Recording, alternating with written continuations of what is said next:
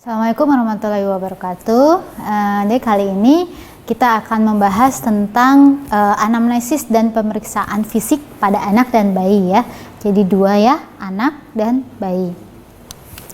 Oke, jadi anamnesis, apa aja sih hal-hal yang harus kita lakukan anamnesis pada saat kita ketemu pasien anak? Otomatis yang pertama adalah identitas ya. Identitas itu penting, baik dari nama, usia, kemudian jenis kelamin, dan jangan lupa karena anak ya, sehingga kita harus tahu juga identitas orang tuanya, baik nama, pekerjaan orang tua, usia orang tua, kemudian pendidikan orang tua itu apa, dan alamatnya ya, jangan lupa. Kemudian selain dari identitas, yang kedua adalah kita tanyakan keluhan utama ya, namanya anamnesis itu kita harus tahu keluhan utama. Keluhan utamanya apa sih yang menyebabkan orang tua itu membawa si anak datang ke tempat kita, ke rumah sakit atau ke puskesmas. Kemudian kita tanyakan yang ketiga adalah riwayat penyakit sekarang ya. Riwayat penyakit sekarang itu meliputi lokasinya, onset, kemudian kualitas, kuantitas, faktor yang memperberat, faktor yang memperingan, dan yang terakhir kita bisa simpulkan di anamnesis sistem. Anamnesis sistem ini maksudnya bagaimana? Misalnya anak datang dengan keluhan utama adalah demam. Kemudian kita rincilah demamnya itu berapa hari. Kemudian demamnya itu munculnya pada saat apa? Pagi, siang, sore, malam, atau paling tinggi demamnya itu kisaran di suhu berapa. Kemudian apa sih yang menyebabkan munculnya dia pertama kali demam? Apakah dia ada batuk pileknya? Begitu. Jadi kita tetap lakukan anamnesis sistem. Apakah anak juga disertai batuk pilek? Atau anak ada nyeri telinga?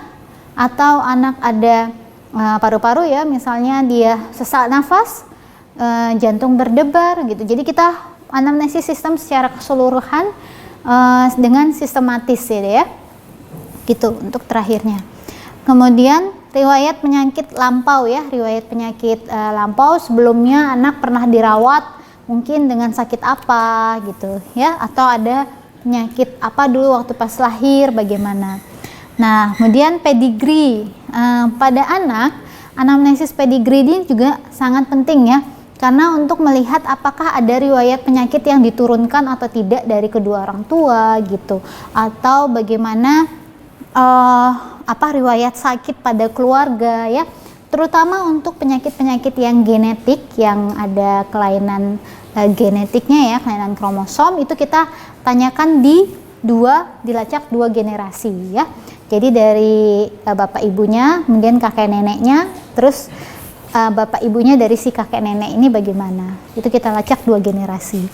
Kemudian apakah si ibu atau bapak ini, si ibu dan bapaknya ini merupakan perkawinan sesama saudara gitu, itu juga penting karena beberapa ada perkawinan saudara itu bisa menghasilkan kelainan genetik atau kromosom pada anaknya gitu. Kemudian riwayat kelahiran, jangan lupa kalau misalnya anamnesis pada anak itu kita harus tanyakan juga untuk riwayat kelahirannya, mulai dari antenatal care, apakah ibunya itu pada saat sebelum melahirkan sebelum hamil, pada saat hamil itu dia rutin atau tidak untuk kontrol ke dokter obgyn, dokter kandungan atau ke bidan, apakah dilakukan USG teratur, kemudian apakah si anak mengkonsumsi obat atau multivitamin yang teratur si ibunya gitu, apakah ibu mendapatkan imunisasi tetanus pada saat hamil, itu juga penting. Kemudian selain antenatal juga natal care, bagaimana proses persalinannya, apakah normal, apakah sesar, apakah bayinya pada saat lahir langsung menangis atau tidak langsung menangis gitu, bagaimana kita melakukan resusitasinya, tahap apa, itu perlu kita jelaskan. Kemudian kita tanyakan sama postnatal care. Postnatal care itu artinya maksudnya adalah kondisi 1 minggu setelah bayi itu lahir, jadi usia 7 hari itu kita lihat apakah jangan-jangan pada saat usia 7 hari anaknya kuning Ada riwayat kuning yang sampai harus dilakukan tindakan, misalnya terapi sinar gitu. Itu kita perlu tanyakan juga. Nah, kemudian riwayat makan, ya karena anak ya, jadi kompleks yang kalian harus tanyakan selain hanya riwayat penyakit sekarangnya, riwayat penyakit dahulu, pedigree, kemudian riwayat kelahiran. Itu riwayat makan tuh juga penting karena untuk mendiagnosis seorang anak, kita tuh diagnosis anak itu bukan hanya penyakitnya saja yang kita diagnosis, tapi nutrisinya itu juga kita penting harus tahu. Jadi riwayat makannya bagaimana? Apakah kalau anak-anak usia 6 bulan itu sudah mulai MPASI? Bagaimanakah dia pola makannya? Bisakah dia mulai makan berapa sendok dia mulai makannya? Intensitasnya bagaimana? Apakah dia ASI, cukup ASI 6 bulan atau tidak? Seperti itu. Kemudian riwayat pertumbuhan dan perkembangannya, ini juga sebaiknya ditanyakan sekilas. Apakah anak sudah bisa duduk? Apakah anak sudah bisa bicara? Begitu. Sekilas saja, karena kadang beberapa orang tua juga lupa ya untuk pertumbuhan perkembangan anaknya. Kalau misalnya si anak datang usia misalnya 10 tahun, dia sudah lupa lah usia di bawah 2 tahun tuh anaknya sudah bisa apa saja. Mungkin yang paling diingat anak itu bisa jalan usia berapa, itu mungkin bisa. Kemudian riwayat imunisasinya lengkap atau tidak, sama sosial ekonomi. Sosial ekonomi ini maksudnya apakah lingkungan di keluarganya itu juga rumahnya kebersihannya baik atau tidak, seperti itu. Tinggal dalam satu rumah itu berapa orang, itu perlu kita tanyakan. Kemudian pemeriksaan fisik. Nah ini ya, untuk pemeriksaan fisik yang pertama itu adalah kondisi umum. Kondisi umum itu yang kita lihat anaknya ini bagaimana kondisi sakitnya, apakah dia tampak kompos mentis, sadar, baik, penuh, kemudian tampak kesakitannya bagaimana, sakit berat, sedang, atau ringan, kemudian apakah ada facies dysmorphik ya, atau gangguan kelainan pada bentuk wajah gitu ya. Biasanya pada kelainan anak-anak dengan gangguan kromosom itu biasanya ada tampak ya, misalnya seperti Down syndrome ya, yang paling sering kita lihat itu biasanya ada kelainan pada bentuk wajahnya. Kemudian posisi pasien datang saat ke ruang pemeriksaan, misalnya pasien dengan asma serangan berat, itu posisinya biasanya dia sudah posisi tripod position. Tripod position itu maksudnya kakinya ini mendengkuk, tertekuk, kemudian menempel di bagian dada. Jadi karena anaknya itu sangat sulit untuk bernafas, sehingga kita harus lihat posisinya juga bagaimana. Kemudian boleh kita nilai pain score ya. Kalau pada anak biasanya pain score-nya kita nilai 1 sampai 10. Kira-kira kalau 1 itu nggak sakit deh, kalau 10 itu sakit banget. Kamu biasanya ini ngerasanya sakitnya berapa nih dari 1 sampai 10 itu ya. Nah, setelah itu ini kesadarannya kompos mentis, apatis, somnolen, sopor atau koma. Nah, ini kita mulai ukur tinggi badan. Nah, kalau mengukur tinggi badan, jadi posisikan ini ya, kita ukur pakai ini ya, untuk tinggi badannya kita menggunakan ini. Kita posisikan kepalanya itu benar di ini ya. Nah, posisinya kepalanya menempel di papan, kemudian yang kita geser adalah ini ya, ini bisa kita geser.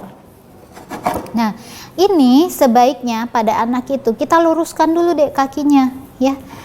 Ini boneka ya, jadi susah. Jadi kita luruskan tumitnya sini, kita luruskan, kemudian kita cari sampai ke tumitnya. Ini bukan jari gini ya, tapi yang kita ini adalah tumitnya sini. Tuh, sampai posisi tuh yang ini ada ya. Nih, tumitnya ya. Jadi tumitnya tegak lurus, benar-benar lurus dia semua posisinya. Kemudian kita ukur berapa panjangnya. Sebenarnya kalau bayi itu agak lebih sulit, sehingga kalau bayi kita biasanya menggunakan midline untuk mengukur tinggi badannya. Tapi kalau anak-anak yang besar usia 2 tahun ke atas itu kita bisa pakai ini ya. Kemudian itu ya, posisi kepala juga harus 90 derajat. Jadi kondisi mata ini lurus dengan sejajar dengan ininya ya. Jadi lurus 90 derajat. Kemudian dia ini tumitnya menempel pada bagian papannya sini, baru kita bisa nilai akurat untuk tinggi badannya. Oke. Kemudian, nah ini kalau anak-anak yang di atas 2 tahun udah bisa berdiri. Kalau udah bisa berdiri, nanti ada papan juga, kurang lebih sama ini, cuman dia bisa berdiri, tapi ini posisinya yang di atas ya. Jadi nanti dia posisinya berdiri, berdiri begini ya. Ini tumit sama kepala ini harus lurus, pandangan mata ke depan. Nah ini kita jadi telinga sama garis papannya ini jadi satu jalur gini ya, satu garis lurus. Nah harus menempel semua badannya, baik bagian gluteusnya ya, terus bagian betis ini maleusnya juga menempel semua pada papan. Dan kita ukur tinggi badannya.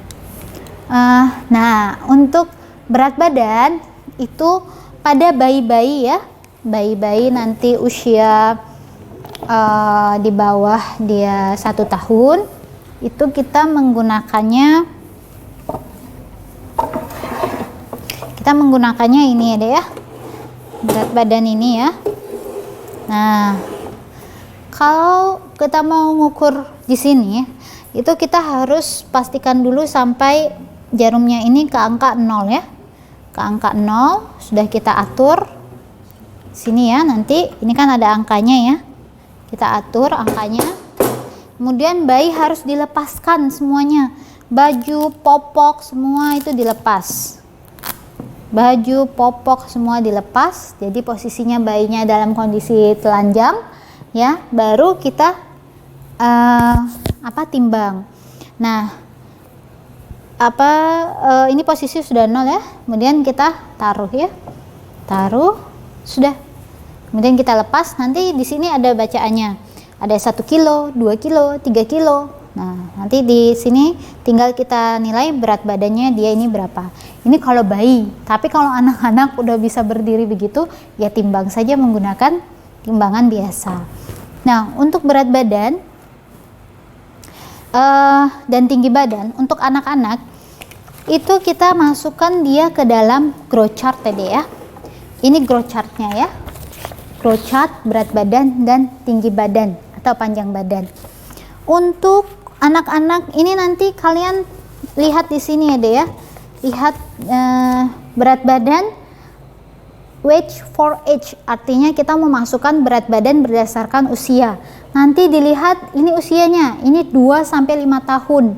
Ada juga 0 sampai 2 tahun atau 5 sampai 18 tahun. Itu ada. Nanti jadi kalian tergantung usia anak yang datang nanti disesuaikan ya. Ini berat badan per usia, ada panjang badan per usia, ada berat badan per panjang badan ya. Nanti beda-beda ininya, growth chartnya. Fungsinya buat apa sih deh? Ini kan ada ya, kalau kalian punya growth chart WHO boleh kalian buka nanti ya.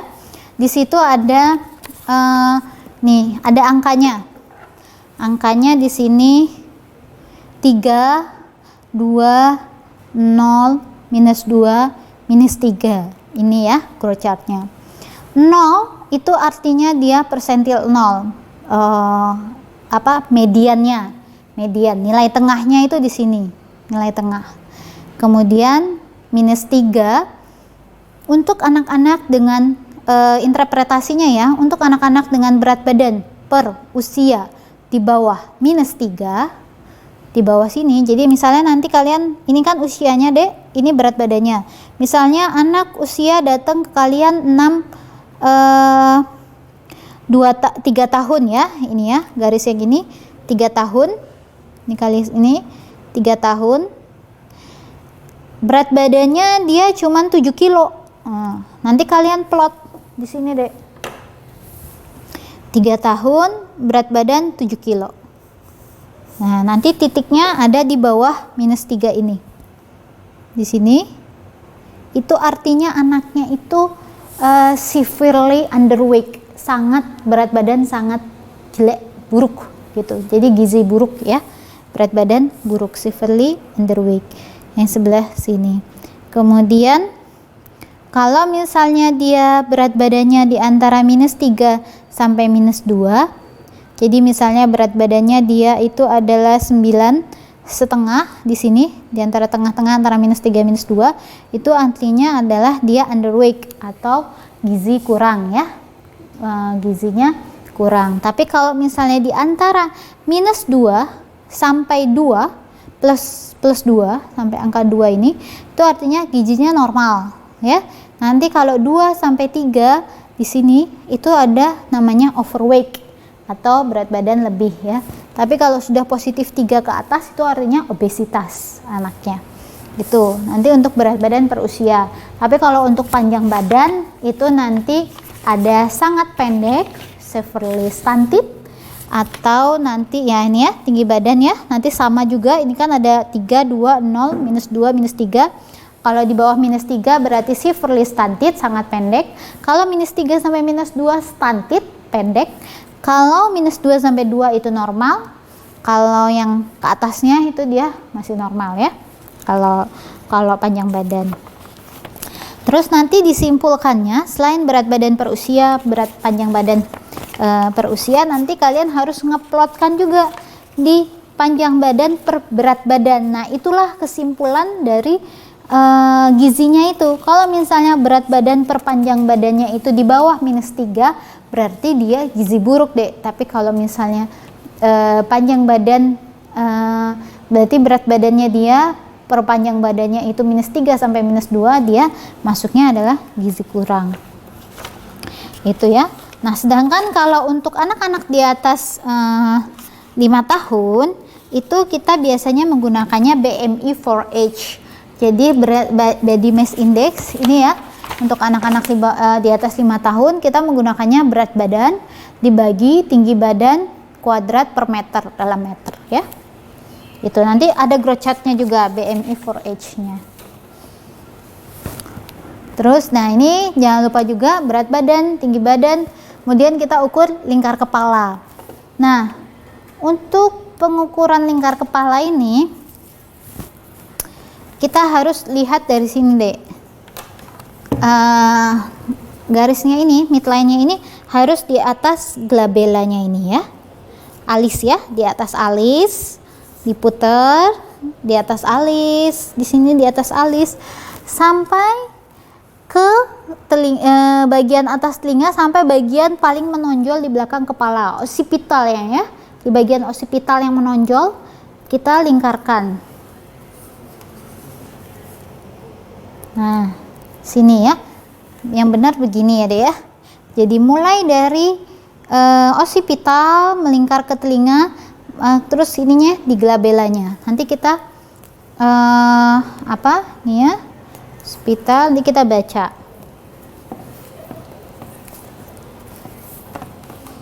Occipital, glabella, kemudian kita baca berapa sih ini lingkarnya. Nah, ini ya. Kita dapat di sini 38 misalnya ya. Ini kan angka satunya, kita baca di sininya 38. Di glabella. Itu untuk lingkar kepala. Growth chart-nya pun ada ya untuk lingkar kepala. Ini kita ada growth chart-nya. Head circumference for age namanya, dari 0 sampai 5 tahun nanti masuknya mana. Kalau misalnya dia di bawah -3 itu kita biasanya dia mikrosefal ya, mikrosefali. Nah, kalau ketemu pasien anak dengan mikrosefali, kalian harus deteksi lebih lanjut. Biasanya anak-anak dengan mikrosefali itu kemungkinan besar ada kelainan atau infeksi kongenital ya, infeksi pada saat janin ya. Itu terus habis itu mikrosefali, atau kalau misalnya dia malah besar lingkar kepalanya ya, makrosefali, apakah ada cairan di kepalanya, kita perlu deteksi apakah anak ini mengalami hidrosefalus seperti itu ya. Nah, ini ukuran lingkar kepala saat lahir sampai usia 2 tahun itu berkisar antara 35 sampai 49 cm. Dan jangan lupa deh, selain kalian mengukur lingkar kepala, untuk bagian kepala itu kalian harus melihat juga ubun-ubunnya. Nah, ubun-ubun itu nanti kalian raba di bagian sini ya. Nah, ubun-ubun ya. Kalau misalnya tuh ya, menutupnya itu saat usia kurang lebih 13 bulanan menutup. Kalau misalnya usia 2 bulan kok udah nutup, itu dia mengalami mungkin saja craniosynostosis, sehingga kita harus mendeteksi lebih lanjut ini pasiennya ke arah mana nih, kenapa ini kok bisa jadi seperti ini.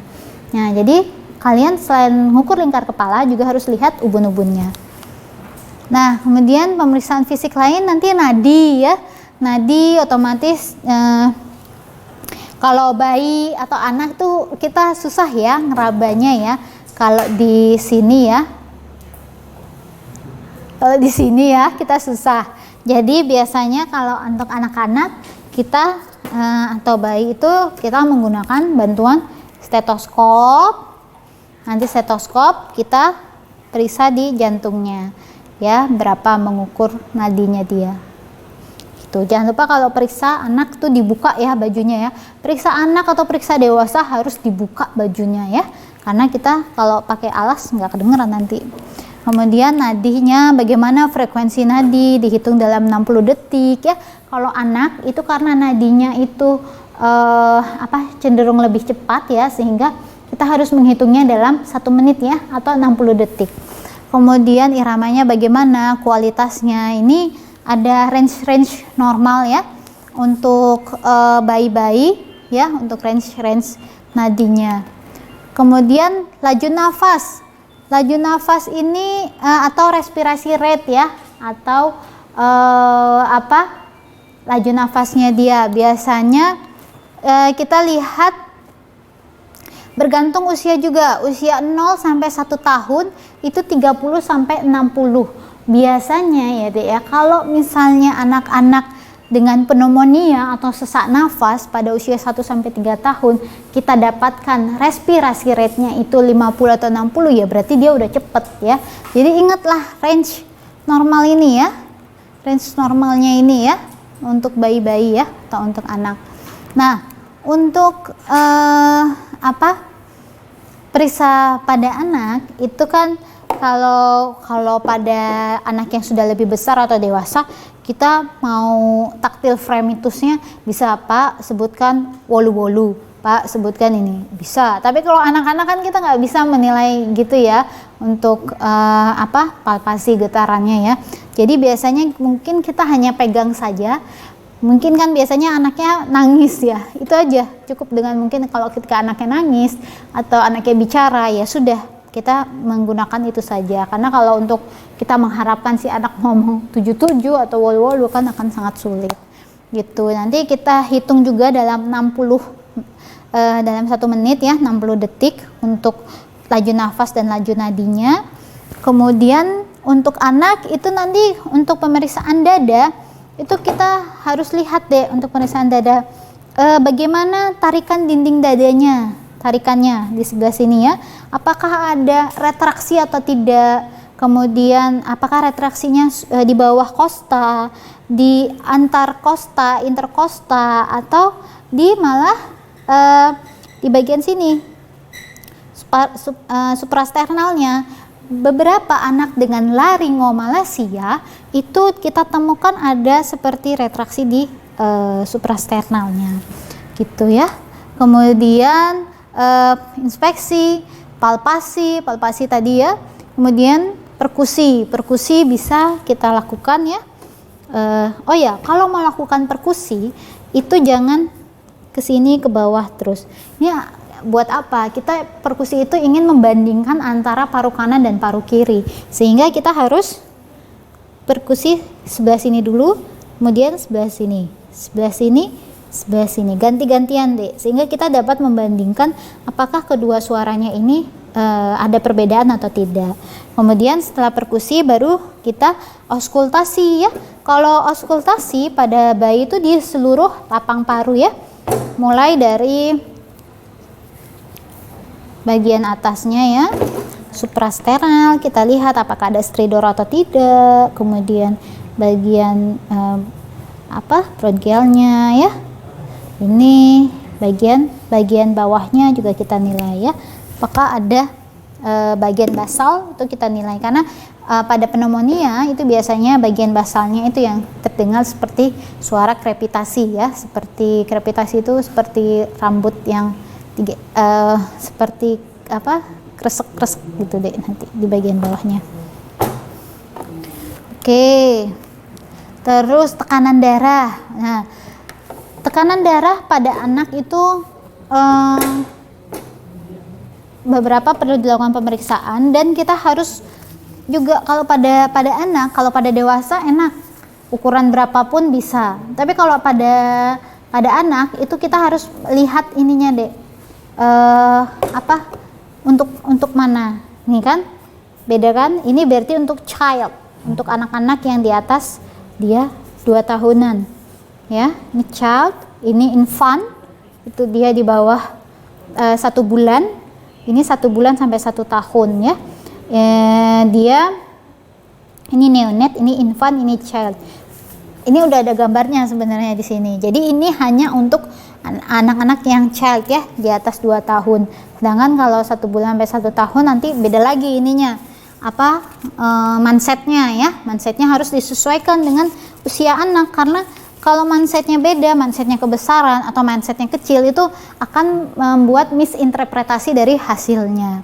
Ya nih, lebar mindset harus mencakup setengah sampai 2/3 dari panjang lengan atasnya ya. Jadi ukuran mindset itu harus sesuai. Oke, kemudian tensi ya, nanti tadi tensinya udah tahu normalnya. Kemudian habis tanda vital semua, kita kalau mau periksa anak itu yang pertama itu dari leher dulu deh. Kenapa?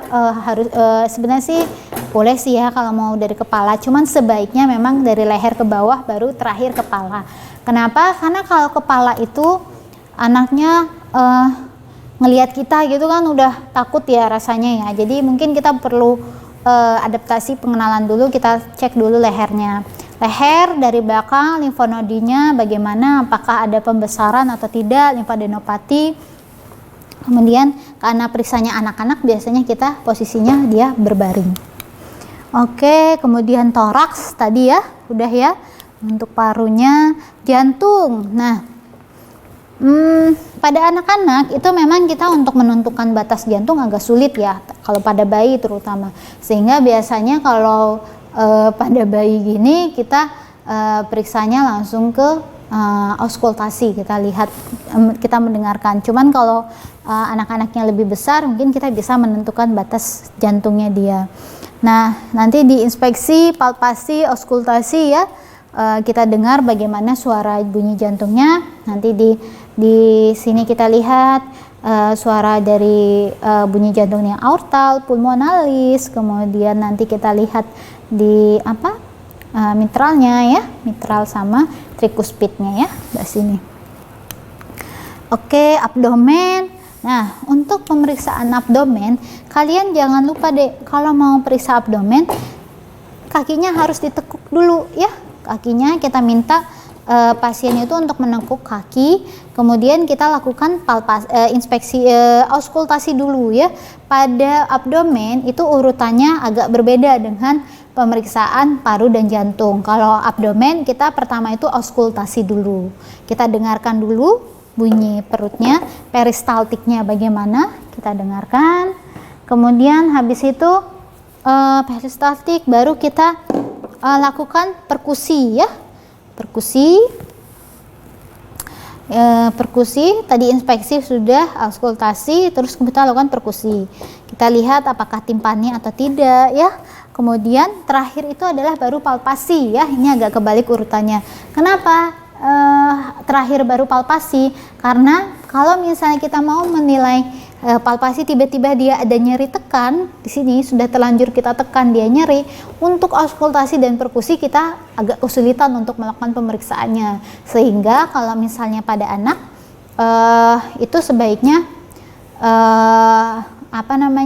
untuk palpasinya di terakhir. Kemudian kita tentukan juga batas heparnya ya. Boleh dengan pemeriksaan anaknya, misalnya kalau yang sudah lebih besar itu kita slot gini, kemudian kita minta dia untuk menarik nafas sampai mana batasnya.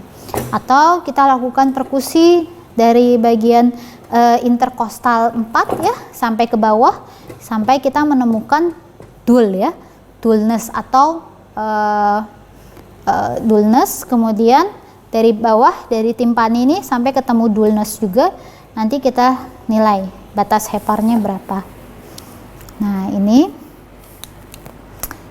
ya. Nah itu tadi kalau periksa pada anak. Kemudian palpasi, kemudian jangan lupa periksa juga mungkin alat genitalnya. Kalau misalnya anak-anak dengan gangguan saluran kencing itu biasanya dia mungkin apakah ada phimosis atau tidak, sehingga kita lakukan pemeriksaan kalau anak cowok ya, phimosis atau tidak bagian penisnya. Kemudian kita raba juga akralnya hangat atau tidak, nadinya bagaimana, teraba kuat atau tidak gitu ya. Kemudian untuk bayi, sekarang bayi ya, kalau bayi itu kita harus menilai refleksnya ya. Refleks, ada beberapa refleks yang dia memang bayi baru lahir itu refleks primitif. Ini ada palmar plantar Graves reflex, Moro reflex, asymmetric tonic neck reflex, Babinski, Paratsut, balance test during sitting position. Beberapa ya. Nah, ini palmar ya. Palmar dan plantar Graves reflex. Nah, nanti kita kalau palmar itu pada bayi baru lahir, kita sentuh saja tangan kita gini, nanti dia kita sentuh gini, nanti dia responnya menggenggam atau tidak. Kemudian kalau normalnya itu dia harusnya menggenggam, tapi kalau misalnya pada kondisi anak yang mungkin HIE ya, encephalopathy injury pada bagian kepalanya, biasanya dia membuka karena refleksnya hilang. Kemudian ada Graves reflex ya, jadi kita ini kan kita garis di telapak kakinya, nanti jari-jarinya itu akan menggenggam ya, seperti ini Graves reflex. Kemudian Moro ya. Nah, kalau Moro ini memang agak kalau yang belum terbiasa biasanya takut. Jadi kita pegang bayinya begini, kemudian kita jatuhkan sedikit bayinya supaya membuat bayi itu kaget. Jadi kita ginikan, kita agak ginikan, nanti bayinya itu refleksnya kalau misalnya dia reaksinya itu akan membuka jari-jari pertama, kemudian pada saat setelah membuka jari-jari dulu, kemudian dia akan mengkengkep atau seperti posisi memeluk gini. Itu positif ya. Jadi ini ya, awalnya dia refleksnya ketika kita turunkan atau kita kagetkan, reaksi awalnya mulutnya terbuka, lengan terangkat dan terbuka, jari-jari terbuka seperti kipas. Bayi mungkin akan nangis. Terus lama-lama posisinya akan seperti ini, seperti orang memeluk ya, yang ini. Ini hilang pada usia 5 bulan dia. Nah, asymmetric tonic neck reflex, si bayinya ditidurkan, bayi ditidurkan. Nah, nanti ini kan lengannya otomatis si bayi kayak gini ya. Terus tolehkan kepala ke satu sisi, misalnya ke sebelah kiri ya, tolehkan ke sini. Maka lengan atau tungkai di sisi arah kepala yang ditolehkan itu akan ekstensi gini, dan tangan yang lainnya akan fleksi. Nah, jadi posisinya posisi gini ya, tiduran. Begitu kita menolehkan ke sini, set, yang ini tangan ini akan ekstensi. Ya, ekstensi begini, sedangkan yang satunya ini akan fleksi. Nanti begini. Itu normal ya, tonic neck reflex namanya. Hilang pada usia 6 bulan. Kemudian nah, ini ada Babinski. Babinski pada anak-anak itu usia 10 sampai di bawah usia 10 ya, usia 10 bulan itu masih normal ya Dek ya. Jadi kalau Babinski di atas usia anak 1 tahun atau di atas usia 2 tahun, ya itu berarti memang udah abnormal ya, ada curiga meningitis. Tapi kalau di usia bawah 10 tahun, 10 bulan atau 15 bulan itu masih normal. Jadi dengan menggoreskan, tadi kalau Graves reflex kan dia digoreskan ke sini ya, diginiin aja, ininya melengkup. Tapi kalau Babinski itu kita buat langsang begini, silang gini, nanti kita lihat jari-jarinya. Kalau jari-jarinya ini terbuka, jadi terbuka begini, mengembang, itu berarti dia baik ya, ada refleksnya ya. Dorsofleksi dari ibu jari dan fanning dari jari-jari lainnya. Jadi ini dorsofleksi, kemudian jari-jari lainnya yang kelimanya ini ngembang gitu. Kemudian, nah ini parachute reaction ya, biasanya seolah-olah bayi akan dijatuhkan gitu, pegang bayi dalam posisi di bagian pinggangnya sini, kemudian dengan dadanya dan kedua tangan digerakkan seolah-olah bayi itu akan terjatuh, sehingga otomatis dia jadi kita angkat mungkin bayinya ya, kemudian kita posisikan begini ya, kemudian kita perlahan coba jatuhkan, set gini. Nanti bayi itu secara refleks tangannya akan bertumpu untuk menumpu badan. Nah, kalau misalnya muncul refleks seperti itu, berarti normal ya. Tangannya ke bawah, tungkainya ke atas begini ya. Ini normal. Kalau nggak ada, itu berarti kemungkinan ada keterlambatan pada bagian otot-otot volunternya dia. Oke, nah ini balance test during sitting position. Tapi kalau ini biasanya kita lakukan kalau anak-anaknya itu udah usia 6 bulan 7 bulan ya. Kalau anak-anaknya itu sudah kuat ininya ya. Jadi nanti kita tinggal posisikan saja, posisikan duduk dianya. Nanti apakah ada miring ke kanan, lurus, ini normal ya. Kalau usia 6 bulan 7 bulan biasanya memang baru bisa belajar untuk duduk tegak, sehingga masih miring ke kanan dan miring ke kiri, atau bahkan ke belakang ya, backward position itu ya, backward support reaction dia. Ini, nah yang kalau ini adalah positive support reflex. Dia biasanya usia lahir atau 2 bulan sampai 6 bulan, nanti pegang di bawah ketiak, lalu turunkan sampai menyentuh permukaan. Biasanya nanti bayinya itu awalnya kita pegang begini kan Dek, biasanya bayinya akan tegak dulu, nanti setelah 20-30 detik dia akan terkulai atau posisinya lemas. Jadi awalnya dia akan berdiri kemudian 20-30 detik terkulai. Itu. Nah, rooting reflex ya. Ini juga kalau untuk bayi-bayi baru lahir, terutama bayi yang prematur ya, biasanya usia kehamilan 34 minggu lah. Rooting refleksnya itu baru matang.